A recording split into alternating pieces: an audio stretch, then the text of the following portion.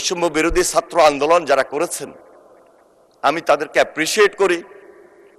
DB অফিসে তাদের সঙ্গে দেখা হয়েছে, তাদেরকে মনোবল দিয়েছিলাম, সাহস দিয়েছিলাম।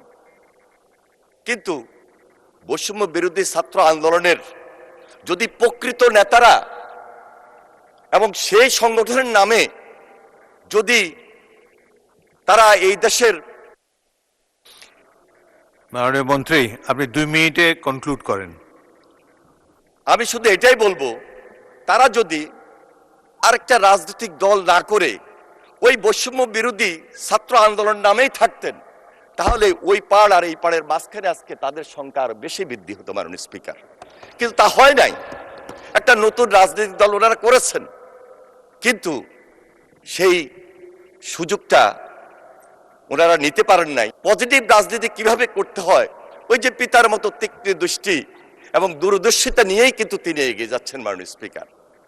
আমার বিশ্বাস আজকে এই হাউজে সর্বসম্মতি কমে আমরা যেভাবে ঐক্যবদ্ধ হয়েছি, বাধা আসবে, বিপত্তি আসবে, মত থাকবে, পথ থাকবে, কিন্তু ঐক্যবদ্ধতাই আমাদের আসল হাতিয়ার মাননীয় স্পিকার। আমরা তারেক রহমানের নেতৃত্বে এই বাংলাদেশটাকে সুন্দরভাবে দেখতে চাই, দেখতে পারবো মাননীয় স্পিকার, যদি তার হাতটাকে আমরা বেশি বেশি শক্তিশালী করি। মাননীয় স্পিকার, তিনি বলেছিলেন নির্বাচনটা কঠিন হবে। আপনি সেই নির্বাচনে অংশগ্রহণ করেছেন, আমরাও এই নির্বাচনে অংশগ্রহণ করেছি। মাঠে গিয়ে বুঝেছি আসলে যে নির্বাচনটা কঠিন। এত টাকার ছড়াছড়ি কোত্থেকে আসলো মাননীয় স্পিকার বুঝতে পারি নাই। আমি অনুরোধ করব, আজকে ইসলামী ব্যাংক নিয়ে কথা হচ্ছে, গত 1.5 বছরে যদি ইসলামী ব্যাংক নিয়ে আমরা একটু তদন্ত করি, হয়তো পাওয়া যাবে এই টাকাগুলো কোত্থেকে এসেছে মাননীয় স্পিকার। করা উচিত, কারণ নির্বাচনে আচরণবিধিতে থাকবে আপনি কত টাকা খরচ করতে পারবেন, আর মাঠে গিয়ে দেখব কত টাকা খরচ হচ্ছে মাননীয় স্পিকার। আমরা কথায় বলি একটা, কাজে হচ্ছে আর একটা, এবং এই নির্বাচনে আমাদেরকে সেই পরিস্থিতি মোকাবেলা করতে হয়েছে। বৈষম্য বিরোধী ছাত্র আন্দোলন যারা করেছেন আমি তাদেরকে অ্যাপ্রিসিয়েট করি। ডিবি অফিসে তাদের সঙ্গে দেখা হয়েছে, তাদেরকে মনোবল দিয়েছিলাম, সাহস দিয়েছিলাম।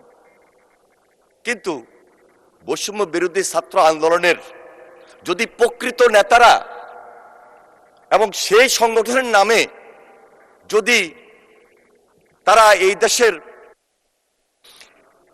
মাননীয় মন্ত্রী, আপনি 2 মিনিটে কনক্লুড করেন। আমি শুধু এটাই বলবো, তারা যদি আরেকটা রাজনৈতিক দল না করে ওই বৈষম্য বিরোধী ছাত্র আন্দোলন নামেই থাকতেন, তাহলে ওই পাড় আর এই পাড়ের মাঝখানে আজকে তাদের সংখ্যা আরো বেশি বৃদ্ধি হতো মাননীয় স্পিকার। কিন্তু তা হয় নাই। একটা নতুন রাজনৈতিক দল ওনারা করেছেন, কিন্তু সেই সুযোগটা ওনারা নিতে পারেন নাই। সুযোগটা নিতে পারতেন, হয়তো সরকারি দল এবং বিরোধী দলকে তারা পরামর্শ দিতে পারতেন খুব পজিটিভলি। কিন্তু কেন এই যে গত 1.5 বছর নির্বাচনের আগে কিছু স্বার্থের কারণে, আমার মনে হয় এটাও একটু আমাদের চিন্তা করা উচিত। আসলেই ছাত্র রাজনীতির সুবাদে, আন্দোলনের সুবাদে সেখান থেকে কোনো সুযোগ নেওয়া যায় কিনা। আমার মনে হয় কিছুটা সুযোগ কেউ না কেউ নিয়েছেন, সেটা আমাদের জন্য ক্ষতি হয়েছে মাননীয় স্পিকার, দেশবাসীর জন্য ক্ষতি হয়েছে আজকে। তাই আমি বলবো, জুলাই সনদকে কেন্দ্র করে বিরোধী দল এমনভাবে বিষয়টি উপস্থাপন করছে যেখানে সরকার ও বিরোধী দল মুখোমুখি একটা পরিস্থিতি তৈরি হয় না। এই সুযোগটা দেওয়ার কোনো সুযোগ থাকতে পারে না, কারণ মাননীয় প্রধানমন্ত্রী জনাব তারেক রহমান বলেছেন প্রতিটা লাইন, প্রতিটা শব্দ কোনোভাবেই যেন নড়চড় না হয়, সেইভাবেই আমরা জুলাই সনদকে বাস্তবায়ন করবো ইনশাআল্লাহ। মাননীয় স্পিকার, আমাদের নেত্রী বেগম খালেদা জিয়া, তিনি জেলখানায় ছিলেন, কারাবন্দী ছিলেন। কারাবন্দী থাকা অবস্থায়